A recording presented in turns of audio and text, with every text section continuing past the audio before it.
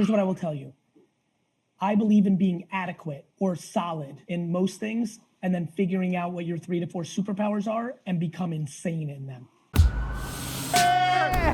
You got your perspective. I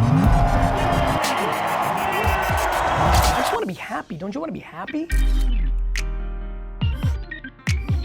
You're in. Good. You're live. Great to hear you. Great. Well, great to be here. I was saying thank you so much for the kind intro, and I was so excited to jam, and hope everybody who's watching on the other side is healthy and happy, and thanks for having me. Absolutely. So Gary, we've had questions coming through today, and listen, you've inspired me. I know you've inspired and touched the lives of so many entrepreneurs. So grateful to have you. I have a question I'd love to kick off to you before I start getting into the group. Yeah. So let me hit you with this. So we've been dealing, obviously, with the global pandemic. Obviously, there's been stress and anxiety and business transition, so many different things. Some have been positive and some have been negative. But our team's been working closely with our clients to talk about cash resources and how to maximize the cash that they have available to them. I actually heard you speak about this at the Gauvreau Event a couple of weeks ago, which was super cool. I would love to hear your thoughts on why individuals and businesses should maximize their cash resources right now. Well, I think, I'd love to get the context of how you're thinking about cash resources, right? Because I think there's so many different ways to play. Like, for example, I'm going to say something right now that I almost want nobody to follow. And I mean this. For example, besides putting a little nest egg away in cash for like the most rainy of rainy days, I like the game of entrepreneurship and business so much and feel confident in it that most of the things I do are either A, heavily investing in my own businesses, more employees, more resources, more offices, or extremely high risk investing, NFTs, sports cards, So one of the reasons that I actually don't talk a lot about financial advice, even though, knock on wood, I've done well, is I think my particular game is very unique to me, right? You know how people are really good at, let's use your background. I have a feeling hiking big mountains is a good workout. But the reason that a lot of people don't come out and say that's the thing you should do is most people will die climbing that mountain.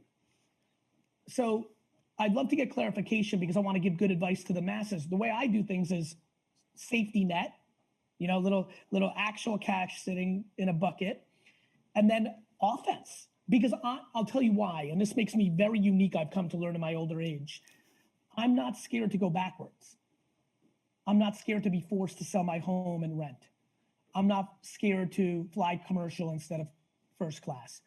I'm not scared to go through an 18-month period where people ridicule me for, your friends saying to you, oh, you love that Garyvee guy. What about the fact that he just lost all? Like, I'm such in a cocoon that there's a level of lack of fear that allows for higher risk. Now, I want to make sure everybody hears this. I am the furthest thing from loose, ridiculous, high, crazy risk. I look risky. When I put all my money into Facebook and Twitter, all my financial advisors lost their mind. I knew, right? Yeah. As I navigate through the NFT space, 98% of NFT projects are going to go to zero. But I put almost all my money into punks. And yesterday, Christie's announced that they're doing a punks auction. And I know what I'm doing. So before, forget about you, forget about me, everybody on the other side here, you first know yourself. This is a game of self-awareness. And then you filter good advice. I caught the tail end of your last thing. I was like, ooh, I got to give this guy some credit. That raise your price advice is such a good one because it always works out. Because the downside is people say no and nothing bad happened. And the upside is 86% of the people that are going to do it, that just heard you, all of them are going to get some level of increase. It's one of these amazing games of perception. So I know I've gone long-winded because I love to give some context, but clear it up for me so I can definitely answer your question. But the way I think about things is actually opposite sides. Very, very safe. I'm stunned by how many people go fully into debt, have no cash reserves. If everything goes to shit, don't have some money to at least rent an apartment and live life. And on the flip side, I go with my strengths. I understand NFTs better than I understand real estate. Think about that for a minute. I understand how to invest in NFTs right this minute better than I know how to invest in real estate. that probably puts me in a group of like 13 people on earth, because even the other people that know how to do NFTs probably know real estate enough. Like, so you've got to know yourself. But go ahead, my friend. Totally. So when we're talking about this, we're talking about business owners, and we're talking about that safety net, like you just said, because from my perspective, and I'd love your take on this, that over the next 12 months, there's going to be so much change. There's going to be retirement, people closing their doors. If you have the safety net and you have the cash resources, you can go all in on you as an entrepreneur and really take over some market share, right? So that's what I'm thinking about. Let me tell you why you're right about that, but let me tell you why my answer was a little different, and I think we're going to combine the two. Yeah, you're right. I do think that incredible fortunes are about to be built because a lot of weird stuff's about to happen. I also know that here we are given some advice, and people look at us and then they go and do something that feels uncomfortable because they're like, well, this is my time. I've been playing it safe, and look at these two, right? And then I know a geopolitical climate thing happens. China invades India. America decides to declare war. There's a terrorist attack at the highest levels in America, first one in 20 years.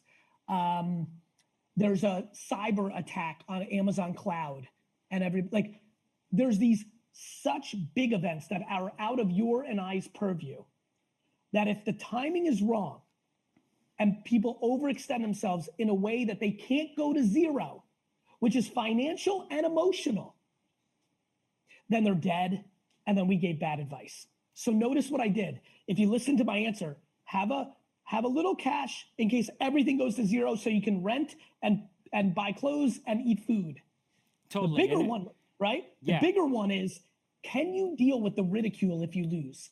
My biggest problem with what I know in my soul is that 97% of the people on this call right now, this video, this conference, wouldn't do well if their sister made fun of them saying, you thought you were a big shot, see, you're just like me, or their mom, or their girlfriend, or their boyfriend, and that's the game. That's where my content has evolved, because I didn't understand why this was all easy for me.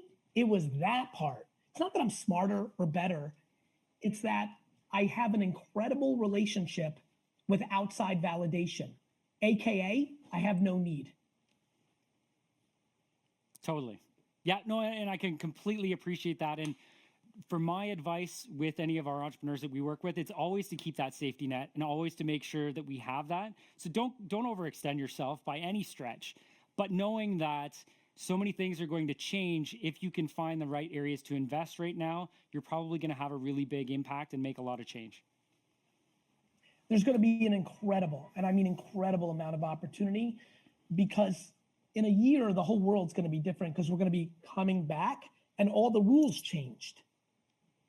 No more stimulus checks. People have learned how to do business on Zoom. College doesn't look like the same value prop.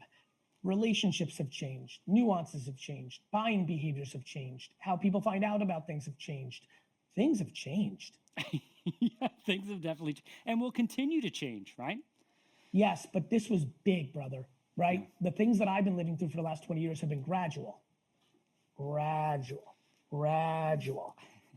you know how many people that are 55 to 65 that were super tech illiterate and didn't want to, were forced to learn and now love it? That's a consumer behavior shift. But totally, and they had no other choice if they wanted to communicate with people or have interaction, right? I know that worked for us. It extended our boundaries. We could serve everywhere. Correct. Think about, the way I travel now. I'm not going to go to the same,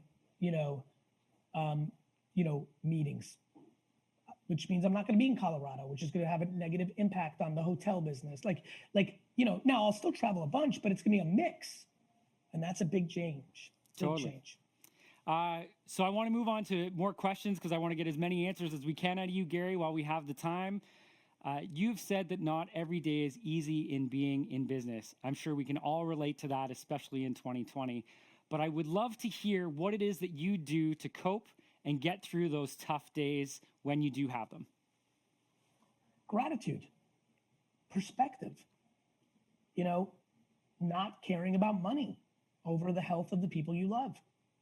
Old school shit, grandparents shit, I'm just too grateful for what I have to be sad about what I don't have or what I just lost in the short term in business. My relationship with business is extraordinary.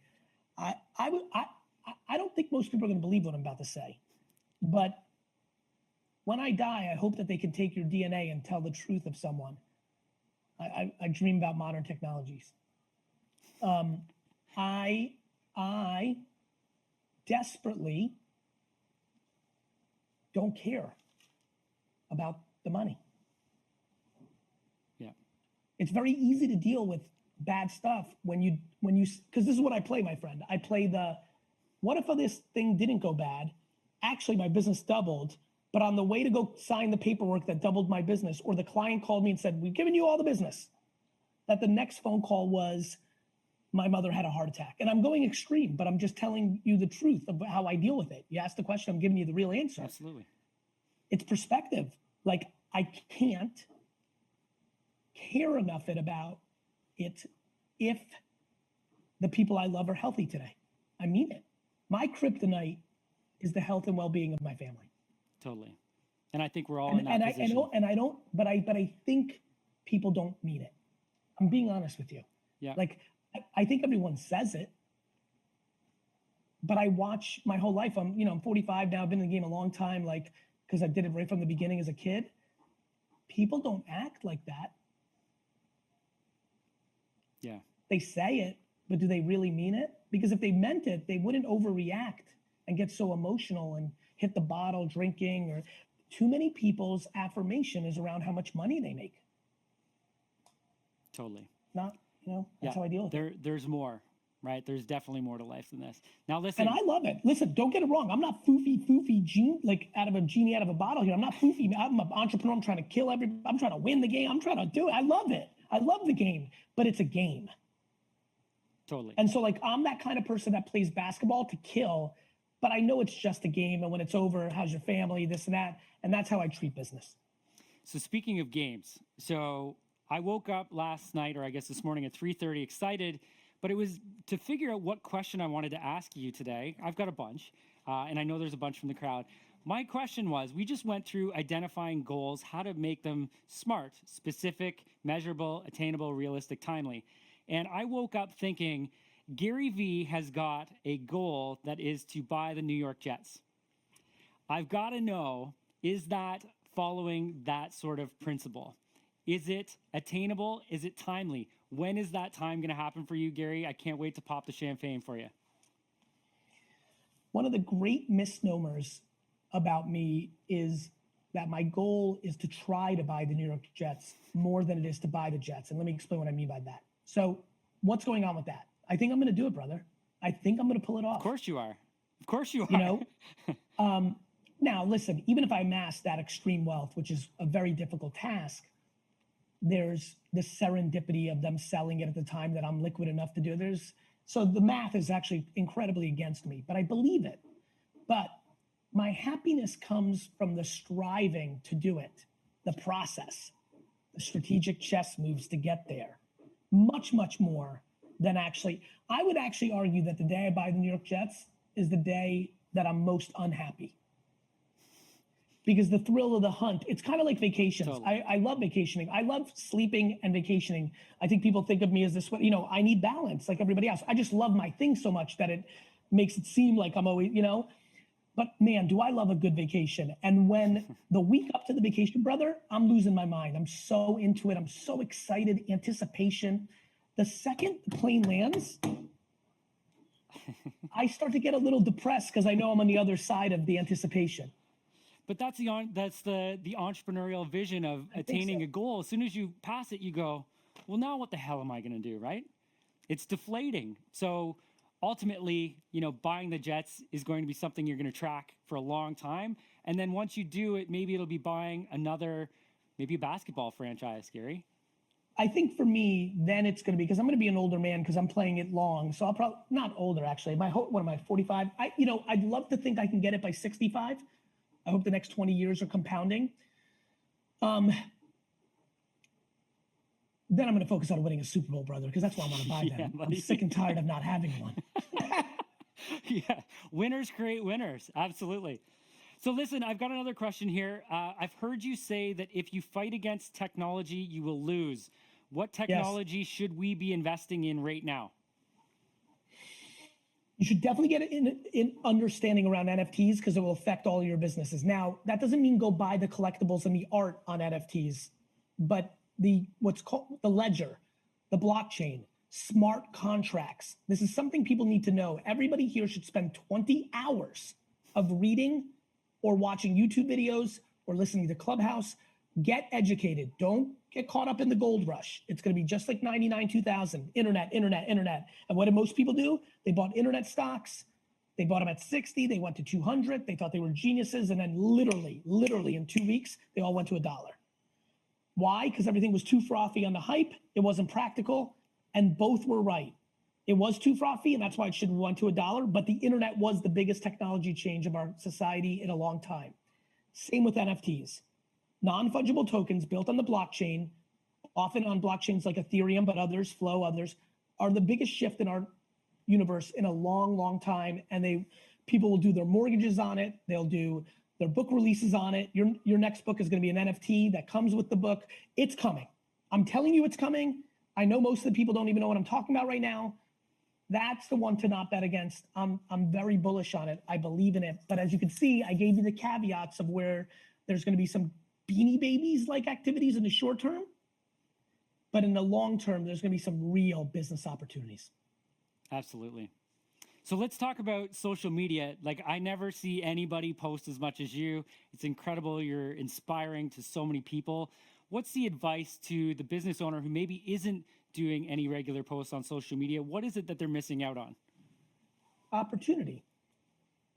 It's not like a necessity. You're missing out on opportunity, not necessity. You're just leaving business growth on the table. And it's okay. So what would be, let's say 2 things that each business owner should do with social media tomorrow to optimize this opportunity? One is very macro, one's very micro. I'll start with micro. Everybody here watching this right now should be posting 2 original pieces of content on LinkedIn every day. LinkedIn is a gold mine right now with organic reach. You don't even have to pay for the ads. It reaches people. And everybody in this business community can really benefit from it. And it's kind of like Facebook was in 2012. It's a gold mine of organic reach. Organic reach, for everybody's understanding, means when you just post and just people see it. You don't have to pay for it. Some of you here who did well with Facebook pages know exactly what I'm talking about. 7 years ago, you'd post hundreds of thousands. Today, thousands. It's not as good. You have to spend money now to get more. That's not bad that Facebook did that. That's called supply and demand. There's more ads. There's less people consuming. Supply and demand. LinkedIn is still here. Don't do it. Don't start when it's here. Do it right now. That's the micro. The macro is self-awareness. Most people don't social media produce because they haven't figured out what they're best at. Audio, video, or written word. People think everything has to be video. It doesn't. If you're a great writer, write your little heart out. If you want to take a picture to give a little color and then write, then do that. If you have the gift of gab, you should definitely do audio and video because it does go further. But it doesn't mean written word or pictures don't. People have not been playing this self-awareness game of what am I good at enough? And that's the other big part. How do you communicate well? What's your take on Clubhouse? I think it's going to end up having the history of Snapchat, which is it's going to be a great standalone thing, but every other social platform will have a audio group feature. And we've already seen it with Twitter Spaces. And I think you're going to see it everywhere. So I think it's got legs because the founders are good. They've raised a lot of money and they'll keep making a product, but I think they'll be chipped away at. And I think it's going to be just like Snapchat, that there'll be a nice solid thing there, but a lot of people have their versions on it on their platforms. So Vayner Media manages some of the biggest brands in the world, right? Now, what is your thought with where marketing is going? Is it going towards voice? I think it's always been at voice. Radio has always gotten a lot of ad dollars. Podcasting gets a lot of ad dollars. I think, yes, obviously, and I appreciate the question because obviously you're close to my content and I'm very bullish on voice. I think the big elephant in the room is augmented reality, artificial intelligence, AI voice, Alexa. I think Alexa's lulling us to sleep. Everyone has one, but they're using it for music. We're not really using it yet. But I'm completely convinced before everybody here dies that they'll be ordering food, running their house, looking at their listening to their calendar. Alexa, what's my next meeting? That kind of stuff. I think that's coming in the next decade. And so I do like voice a lot, but I think brand building on social is still an unknown art. Doing brand work there every day, that's where brand is being built because that's where the eyeballs are. I think OTT, Hulu, Roku, Amazon Prime, ads, it's taking away from television is a very big space. I think influencers continues to be a big space. I think NFT projects will emerge as a big space in the next decade. Totally. Okay, question from social media for you. Sometimes the entrepreneurial journey can be exhausting and draining. How have you dealt with times of burnout, and what would be your advice on those who are in that place right now? To take time. My ability to not judge myself when I'm mailing it in for a month, a week, a year, a weekend is my greatest superpower as an entrepreneur. I don't judge myself. See, and it's funny too, right? The perception of you, or I think maybe some of the comments about you, is that you work 365, 7 days a week, right? But I'd actually just recently seen your schedule of your days that you take off, right? And maybe that's a really great insight for those people who think you have to work 24/7, 365. I work 24/7, 365 in my brain out of enjoyment. The second it's not enjoyment, I watch the Jets. The second it's not enjoyment, I play wiffle ball. The second it's not enjoyment, I play pickup basketball. I work out. I go see my parents. I play with the kid. Like, the reason I work so much is because I like it the way that people like golf and skiing and cooking and running and watching TV and playing video games and eating. I like it more. It's my hobby. But I, like anybody else, I'll give you a great story. Texas banned us from shipping wine. They just picked on us, our store. Happens, politics. So we lose this huge market. Nobody else is losing. It feels unfair. I'm 28. I get the final death blow at 1:30 p.m. I literally drive home and go to sleep at 2 p.m. Slept the next morning and was on my way. Only time it's ever happened in my career. It was just such a death blow because I was scared. We lost a lot of revenue and we're a small company and we were being picked on. It all sucked. It's, I love losing, but not when it's a stacked deck and it's not a fair game. Totally. So, to answer everybody, like, don't be a hero. Don't front. I'm working every second because I love it, but I don't work on the weekends. I think about my business sometimes I don't. It's just whatever I feel. I just live. I feel what I just live. Wow, who are you doing it for? To act cool to your uncle? To impress your girlfriend or boyfriend? Like, what are we doing here? Love yourself. Love that, Gary. I got a question here from Stephen Rayner. Says, I'm a grade 12 student who really wants to make money in any way possible. Sure. Way to go, Stephen. That's awesome. I currently have a part-time job, but I don't feel that I'm making nearly as much as I should. Recently, I've taken up investing and have mild success with that. However, I really want to start a side hustle, but I can never fully commit to my ideas that I have. How do I fix this and just go for it? You're fatally flawed. That's why, my friend, your KPI, your key performance indicator, your goal is money. Of course you're not sticking to anything. You're impatient and you want money so fast. Nothing in the history of time takes off right away. So you give up on everything because the only thing you're thinking about is fast money. There's no such thing. And so unless you do criminal activity or shady shit. And so because of that, you're in this hamster wheel of no chance of winning. You've got to realize your goal of making money is your flaw, and live your passion, right? The key is to, live your passion is something I believe in, but I think it gets frothy for people. I'd rather say if you're doing it for money, it will always be a struggle emotionally, always. Absolutely. I've got a question from Dylan, and it's around, he's building a business on his own, has an opportunity to expand and bring on partners, expertise, maybe even venture capital.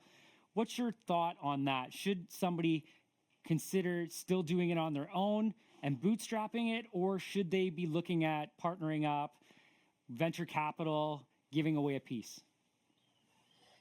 Both work and both don't work. That's a self-awareness game. Do you want to be held accountable? I've never really raised capital because I don't want to answer to anybody, so I'd rather go slower. Some people feel like competition is going to be coming in soon, so the capital will give them a bigger moat. They both work. I have historically not been a guy that loves raising money. I'm not against it. I have raised money. I think there's a million ways to do it, but I think it's a very personal. That's kind of like asking somebody to raise their children. You got to raise your children your way. They both work. Don't take money because it's cool. Take money because you actually believe you need it. Totally. From Tim Jablonski, Gary has talked about focus on what you're good at and double down on that. But as entrepreneurs, we're told to sharpen or broaden our skills or even get better at what we need to work on. What's a reasonable balance? 80-20, 60-40? Sure. I'll tell you why the answer was sure. I always think about the audience when I talk. So somebody's 80-20 is 60-40. So I'm scared to give an answer. Here's what I will tell you. I believe in being adequate or solid in most things, and then figuring out what your 3 to 4 superpowers are and become insane in them. I fully believe in that. I think people get caught up on the other stuff. This is why I build family-like atmospheres, because I want to have people around me for a long time that are good at legal, that are good at finance, that are good at project management, that are good at spelling, because I can't spell for shit. But for me, I'm not going to go take a spelling class, or, I'm not going to let my CFO rip me off, but at the same token, I'm not going to spend every second looking at every dollar, and so, or trying to learn every nuance about EBITDA, and so I think that, I'm a big fan of tripling down on your strengths, but you have to be adequate. Nothing can be a fatal flaw, right? It's like a body. You can be everything, but if you don't work out your legs and then your inner thighs, it's going to all fuck you up. And so I'm into adequacy, solidness in a lot of areas. And I think people don't triple, because you understand you only have so much energy. So when you're fixing all that other stuff, you're not let's use numbers. If you're an 8-8-8 and then you're a 6-2, 4-9, 7, you got to get that 2 to a 5. But getting that 5 to a 6 is more effort than your 8 to a 9. And the delta of that 8 to the 9 in sales, in management, in HR, in finance, whatever that is, that's going to make a much bigger impact than all the energy you put on those 5s to become 6s. Because you're never going to be an 8, because we're all DNA'd out. So you brought up your CFO, and I wasn't going to talk finances, even though I'm a finance guy. How important is it for you to have somebody reliable that you can trust running the helm of your finances for you so you can do your thing and you can double down on that? It's oxygen. Can't pay your bills, you're out of business. Game over. Totally. I also need a partner who understands me. Alan and I are into about 5 years now, and we're starting to get into a really good cadence where I'm on the offense. I give a big shout out to Mark Yudkin, my COO. He plays a great bridge because he started off as my general counsel and he really knows me. Been together 15 years. And, I don't want a CFO to play defense. I can bean count. Totally. I need somebody who knows what, supports my offense. So imperative. Totally. I had a text message come through from one of my virtual CFO clients. We do virtual CFO work. And he said to me today, good luck, kick ass on your event. And he goes, just remember that you were the one person that when I said I'm going to get $1 billion in revenue in my business in the next 10 years, you didn't laugh at me. You said, we'll figure out a way. And I think that that's a key partnership with the CFO, that you are being proactive and you're helping accomplish the goals instead of putting up rules and barriers. Is that fair? 100%. Yeah. Unbelievably right. CFOs a lot of times think they run the business, and that is their flaw. Because they have signing authority. Correct. Yeah. And I have a lot of empathy for that. but it's just not the truth. And companies that are run by CFOs always limit their upside. Totally. They're Yep. playing safe, which is fine. Nobody wants to go out of business. I'm not advocating for careless, fake entrepreneurship. I'm advocating for vision-driven offense entrepreneurship. Totally. You want the green light. You look to the green light to say, can I do this and should I do this or will it cripple me? Because I want I'm you on my page. I'm not even looking for the green light. I'm looking for the conversation Yeah, that lets me decide if I want to go green, yellow, or red. totally. And what the CFO should be looking for is the kind of partner like I am, which is, oh, after I heard it, I'm like, fuck that idea. Totally. Yeah, absolutely. Guys, you heard it first. Garyvee is endorsing having a great CFO partner, though. That is awesome, my friend. I also am endorsing, and I know that this is this domain, and I absolutely am. I'm also endorsing even more, and this is not a curveball or Raz, having a great HR partner. Human aspects of business are about to explode Totally. even more. And I think that people are more often good at having a good CFO partner than having a good HR partner. Totally agree with that. Yeah. Or back to your point, I think there's foofy, and I'm a little foofy at times, Buddha, people that are really good at HR and they're good CEO, but don't have the CFO partner. You got to get that whole thing going right. You need your team of advisors, right? You need a solid team of advisors because they help you stay on track and inspire you to do your thing. I think I'm really good. I really do. And I have a lot of capacity, but it is very clear to me with these gray hairs that have emerged that I'm as good as the people that are around me. And when I have the team right around me, then I can fly. And when I don't, it's much more work and I don't get as much done. Totally. Gary, another question. I know you're writing another book. I know it's going to be a New York Times bestseller because that's what you do. Any insight as to what's in there? I've heard a few snippets of, talking about gratitude, and it's more maybe related to the human side versus the marketing side. Love to hear a little bit. It's a book around the ingredients needed emotionally to really be a winner in business. And so it is more towards a leadership mindset, kind of like Thank You Economy, right? It's a point of view book, but it's real practical. My publisher, who's on book number 6 with me, said it's by far my best book in her notes yesterday. I don't need outside affirmation. It was nice to hear, but there was the whole time D-Rock was filming me as I was talking it through with Ragav. I'm like, holy shit, this is gonna be my best book. I think it's gonna be a smash hit. I'm very excited about it. I'm always anxious when I ask people for money. So I always say, why will this be worth 20 bucks? Why will this be worth 20 bucks? I've never felt better about the 20 bucks than this book. And it's gonna be really fun. Well, every year you get scars in business, in learning, you create new wealth of information and sharing. So I can just imagine, the 10th book is going to be the best book you ever write whenever you get there. Thank you. Question for you here. It's talking about open rates on newsletters. How do you recommend increasing this? Do you recommend getting away from newsletters? What's the best way? I know that you were really quick on email marketing, really quick on YouTube and video. What's the next marketing step that we need to take? SMS. Open rates on text are through the roof, obviously. The way you get better open rates on email is by not making every email a selfish email, make it a selfless email. Think of your email service as not just a sales funnel, think of it as a content engine. So if you can add one email a week that is just desperately focused on bringing value to the person who's reading it from a content standpoint, you'll go to a totally different stratosphere with your open rates.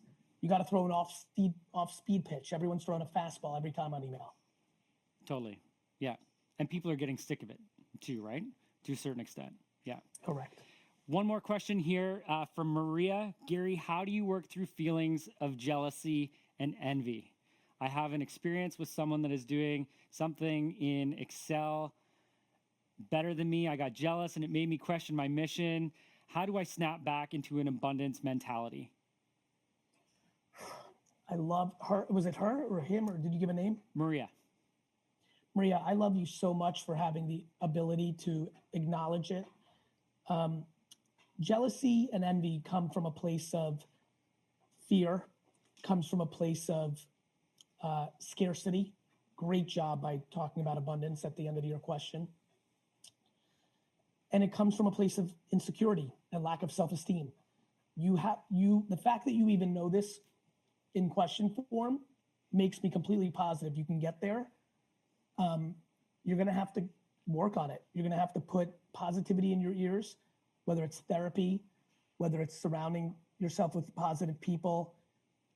When I tell you the greatest gift in my life is my lack of jealousy and envy, it goes back to that not needing affirmation from the outside. It's the same thing of why you want money. It's just the reverse of that. I couldn't, and I mean couldn't, be more passionate about pushing you to keep going down this path because you're heading in the right direction. The answer to the question is because it doesn't mean anything. Like someone else's success legitimately has nothing else to do with you, right? So, excuse me for 1 second. I got to figure out what that is. Hopefully it's not lunch ready, Gary. Guys, Garyvee is incredible. Throw in your comments in here for when he comes back in the chat. What is the most inspiring, meaningful message that you've heard from Garyvee? Throw it in the chat. Let's give him some love when he comes back from his lunch being done in the oven. I would love for that, guys. We have Garyvee on here. This is incredible. What an opportunity to talk with one of the masters of entrepreneurship, one of the masters of essentially resonating with gratitude and sharing how important it is for the human side of business, right? Garyvee is an inspiration to so many of us. And, I'm super grateful that he's here. I'm hopefully going to find out that he's coming back because he may have just had somebody at the door, but Apologize. It's all good. I apologize. Gary, there's love coming from you in the chat, my friend. We're so appreciative of you and your time. I know you're a busy guy. I would love to ask you one last question before you need to run. And hopefully that wasn't lunch being overcooked in the oven there, Gary. No, I would, if it was lunch, I would have never left an important conference like this. I'm waiting on one family thing and I just had to triple check it wasn't that. No worries, my friend. So one piece of advice, I would love to know one piece of advice that you would share to an entrepreneurial community to say, how do you get from where you are now to realizing, your true future, the future that you're destined to achieve, the goals and the vision that you want to accomplish in your life? Repeat that one more time because I want to really nail that. Yep. So one piece of advice that we could give the entrepreneurial community that would help them get from where they are today to really realizing their passion, realizing their vision, and what they want to get out of life. What is it, the one piece of advice that we can give them to head out of this session to really nail that? Put your 2 index fingers in your ears and close your eyes and live your life that way. I am completely convinced about this at this point in my life. The outside noises and trying to achieve for them, back to the last question, right? Absolutely. Is a death blow. Do you know why, when people meet me in real life and really actually get to know me, inevitably, because of where my life has gone, within the first hour or day or week of knowing someone, somebody says to me, just can't believe how humble you are, right? And it's a couple of reasons they say that. I've amassed some success. I'm also quite hyper in content. I get it, right? But the reason I'm hyper is the same reason that I can deal with negativity. I don't hear the cheering. I don't think I'm the Garyvee that you introed. I really don't. I'm being serious. I really don't. By not hearing the accolades and the cheering, it also allows me not to hear the booing. Almost everybody here is playing for the crowd. I'm playing for myself. What you just asked is the easiest question I've ever been asked. It's a very simple answer, and it's almost impossible to achieve because people don't practice gratitude and insularness on a daily basis. And I do, and it's really worked for me, and I see it in many others, and I see how it's worked for them. Absolutely. Love that. Guys, share some love for Garyvee in the chat before he goes. Garyvee, even though you may not see yourself as that inspiration, that's certainly how I perceive you. I know you never will change, but don't change your social media, man. I love seeing your notes of inspiration and motivation, even your chats, your texts, your SMS that come through. Love getting those to you, my friend. Listen, I am so grateful for you. Thanks for making time for us. Have an awesome day. And guys, a little spirit fingers for Garyvee to head him out. YouTube watcher, what's up? It's Garyvee. First of all, thank you so much. I hope you're doing super well during these times. I also want to ask you, please subscribe, because my commitment and exploration of YouTube is about to explode. Stories, polls, more content, more engagement, more surprise and delight. This is the time to subscribe. I hope you consider it, and I hope I see you soon.